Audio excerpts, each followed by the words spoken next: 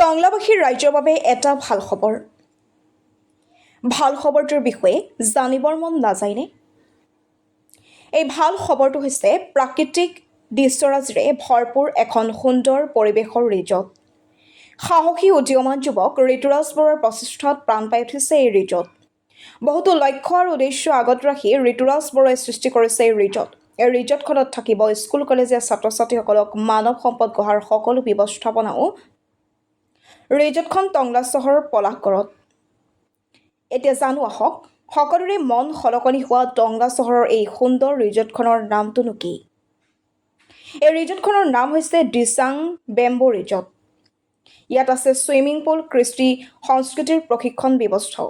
আজিকালি সকলো শ্ৰেণীৰ মানুহ প্ৰায়ে থাকে ব্যস্ততাত। এনে ব্যস্ততাৰ মাজতো মানসিক ভাৰাক্ৰান্ত দূৰ কৰিবলৈ মানুহৰ সুখ শান্তি আনন্দ আৰু পৰিয়ালৰ সৈতে লগে ভাগে এসাঁজ তৃপ্তিৰে থলুৱা খাদ্য খাবলৈ এটি সুন্দৰ পৰিৱেশ গঢ়ি তুলিছে উদীয়মান যুৱক ঋতুৰাজে। আহকচোন এই সুন্দৰ পৰিৱেশৰ ৰিজৰ্টখনৰ স্বত্বাধিকাৰী উদীয়মান যুৱক ঋতুৰাজ বৰুৱাৰ মুখেৰে শুনকচোন। টংলাৰ পৰা ভুৱন বনিয়া ৰিপৰ্ট, AIN লাইভ। নমস্কাৰ, মোৰ নাম শ্ৰী ঋতুৰাজ বৰুৱা। মই পলাগড় দিচাং বেম্বো ৰিজৰ্টৰ পৰা নতুন বছৰৰ শুভেচ্ছা জনালোঁ, লগতে খ্ৰীষ্টমাছৰো শুভেচ্ছা জনালোঁ। আহিব, সকলোৱে আহিব নতুন বছৰত এসাঁজ খাম একেলগে। ইয়াতে কি কি বস্তু উপভোগ কৰিব পাৰিব? ইয়াতে মানে এতিয়া যিহেতু বনাইহে আছোতো, মানে হোৱা নাই আৰু এই হোৱাৰ পিছত সৰু যিবিলাক সৰু বাচ্ছাবিলাকৰ খেলা ধূলা বস্তুবিলাক হোৱা নাই বাৰু বনোৱা, এতিয়াও বনাই আছোঁ। মানে জানুৱাৰী লাষ্টৰ ফালে অপেনিং কৰিম বুলি ভাবিছোঁ। তাৰপিছতে আৰু ইয়াতে চুইমিং পুল এটা হ'ব, আৰু সৰু বাচ্ছাৰ কাৰণেও চুইমিং পুল এটা হ'ব। লাহে লাহে হ'ব, মানে এই কাম কৰি যাই আছোঁ। যিহেতু টংলাত এটা মুখে মুখে চৰ্চিত হৈছে যে ৰিজৰ্টখনৰ বিষয়ে, এই ক্ষেত্ৰত আপুনি কি ক'ব?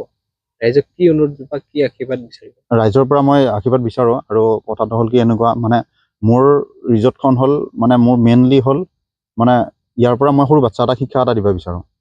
শিক্ষাটো মানে এনেকুৱা ধৰ কিছুমান নেদেখা বস্তু ডোখৰত দেখা পাব। এতিয়া মই দাৰ্জিলিঙৰ পৰা বস্তুবিলাক মানে অৰ্ডাৰ কৰি আনি আছোঁ। বিশেষ মোৰ হ'ব কেটকাছ আৰু অৰ্কিডটো মোৰ মেইন হ'ব। তাৰপিছতে আৰু মোৰ মানে অপেনিং কৰাৰ পিছত মই মাজে মাজে মানে দুই এটা মোৰ প্ৰগ্ৰেম হ'ব। এনেকুৱা ধৰ 12 বছৰৰ তলৰ সৰু সৰু বাচ্ছাখিনিৰ ধৰক আৰ্ট কম্পিটিশ্যন এটা হ'ব, বা মোৰ নৃত্য কম্পিটিশ্যন এটা হ'ব। মানে সেইবিলাকৰ কাৰণে মানুহ থাকিব বাৰু মোৰ। তাৰপিছত ৰেষ্টুৰেণ্ট এখন হ'ব, ইয়াতে ৰেষ্টুৰেণ্টখন খাব পাৰিব, আৰু খেলা ধূলাখিনি গোটেইখিনি থাকবই। যিমানখিনি পাৰোঁ গোটেইখিনি ৰাখিমেই বাৰু। আহে মানুহে। আৰু এতিয়াতো মই আৰু কৰাই নাই বাৰু, এই এণ্টি বা হেৰিবিলাক একো কৰাই নাই। মানুহ আহি আছে যিহেতু কাম কৰি আছোঁ, আৰু সেই গতিকে মানুহ আহি আছে, একো নাই বাৰু, আহিব পাৰে। আকৰ্ষণীয় হিচাপত কি বস্তু আপোনালোকে ৰাখিব বুলি ভাবে? আকৰ্ষণীয় বিশেষকৈ মোৰ মেইন হ'ব মানে এই যিখিনি কেটকাছ আৰু অৰ্কিড, মানে যিমান আমাৰ অৰ্কিডৰ যিমান প্ৰজাতি আছে গোটেইখিনি ৰাখিম, আৰু কেটকাছ যিমানখিনি আছে গোটেইখিনি ৰাখিম। তাৰপিছতে আৰু এই সৰু সৰু কিছুমান মিউজিয়াম হ'ব, বা আমাৰ কৃষিৰ সঁজুলিখিনি থাকিব, মানে তেনেকুৱা থাকিব আৰু গোটেইখিনি। যিহেতু যুৱ প্ৰজন্মৰ এজন ল'ৰা হিচাপে নতুন প্ৰজন্মক এই ৰিজৰ্টৰ জৰিয়তে কি আহ্বান বা কি পৰামৰ্শ দিব? মানে পৰামৰ্শ মানে এনেকুৱা, মানুহখিনি এনেই থাকিব নালাগে। মোৰ বিশেষকৈ মোৰ চামৰ ল'ৰা বহুতে মানে এনেই ঘূৰি থাকে, বা এই কাম বিচাৰি ফুৰি থাকে। মানে ইয়াতে কাম কৰিব পাৰোঁ। মোৰ তাত 10জন হ'লেও মানে সংস্থাপন পাব, 10-15জন মোৰ তাত সংস্থাপন পাব। ৰেষ্টুৰেণ্টৰ কথাটো হ'ল কি, মানে আমাৰ যিখিনি থলুৱা খাদ্য সেইখিনি গোটেইখিনি থাকিব, থলুৱাখিনি। আৰু এই মানে যিখিনি আমাৰ চাওমিন পকৰা চকৰা এইবিলাকতো গোটেই থাকিবই।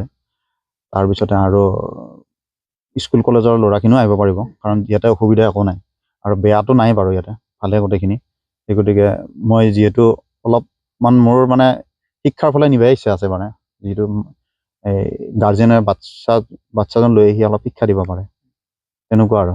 যিহেতু সমাগত জানুৱাৰী মাহ, এই ক্ষেত্ৰত আমাৰ ইয়াতে বনভোজস্থলী এটা আছে, এই ক্ষেত্ৰত সেই বনভোজস্থলীৰ লোকসকলক কি ক'ব? আহক, বনভোজ তাতে খাই আহক। ইয়াতে খালে খাব পাৰিব, মোৰ অসুবিধা নাই বাৰু। মোৰ আছে পিছফালে জেগা আছে, ধুনীয়া জেগা আছে, ইয়াতে সুবিধা গোটেইখিনিয়ে আছে। দূৰণিবতীয়া যিবিলাক পৰ্যটক বা আমাৰ ইয়াৰ ৰিজৰ্ট চাবলৈ অহা লোকসকল কেনেদৰে এই ৰিজৰ্টখন পাবহি? মোৰ ৰিজৰ্টখন হ'ব টংলা, ওদালগুৰি ডিষ্ট্ৰিক্ট টংলাৰ পৰা চাৰিআলিৰ পৰা 3 কিলোমিটাৰ আহি পলাগড়ৰ লগতে মোৰ পলাগড়। কিবা যোগাযোগৰ নম্বৰ?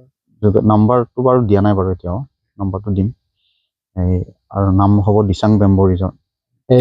এইখন যিখন ৰিজৰ্ট এতিয়া বনাই আছে ঋতুদাই, আমাৰ এইখিনিতে হয়, পলাগৰ পৰা সোমাই আহি অকণমান সোমাই আহি এইফালে দাপোন যোৱা ৰাস্তাতে অকণমান সোমাই আহিয়ে পায়। আৰু খুব ধুনীয়া এটি পদক্ষেপ, ভাল লাগিছে। ইয়াৰ পৰা আমাৰ সৰু ল'ৰা ছোৱালীখিনি উপকৃত হ'ব, কাৰণ ইয়াতে মই শুনিছোঁ বনাই আছে, ইয়াতে চুইমিং পুল বনাই আছে, প্লাছ সৰু ল'ৰা ছোৱালীৰ কাৰণে খেলা ধূলাৰ বস্তু আনিব। গতিকে তেওঁলোকে আজৰি সময়ত আহি খেলিব পাৰিব, মাক দেউতাকৰ লগত আহি বা অভিভাৱকসকলৰ লগত, যিকোনো অভিভাৱকৰ লগত আহি খেলিব পাৰিব, তেওঁলোকে সময় পাৰ কৰিব পাৰিব।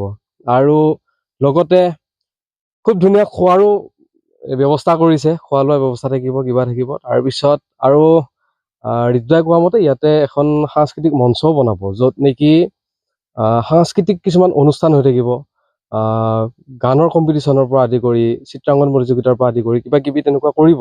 আৰু একদম ভাল হৈছে এই কথাটো, ভাল লাগিছে শুনি। আৰু এনেকুৱা এখন ৰিজৰ্ট ইয়াত হোৱাৰ লগে লগে আমাৰ অঞ্চলটোৰ কাৰণে ভাল, অঞ্চলটোৰ গৌৰৱ। আৰু যিটো ইয়াৰ জাক জমকতা সেইটো বেছি ভাল লগা, আৰু মনোমোহা পৰিৱেশ, সম্পূৰ্ণ নেচাৰেল। গোটেই বাঁহ আছে, এইবিলাক গছ গছনি ধুনীয়া আছে, গছ গছনিৰ মাজে মাজে ঘৰ আছে, ভাল লগা, ধুনীয়া, ভাল হ'ব। আৰু এইটো এই ক্ষেত্ৰত ৰাইজক কি অনুৰোধ জনাব? ৰাইজসকল আহক, আহি ইয়াৰে যিটো মনোমোহা পৰিৱেশ উপভোগ কৰক, উপভোগ কৰি আনকো কওক, আহিব দিয়ক সকলোকে।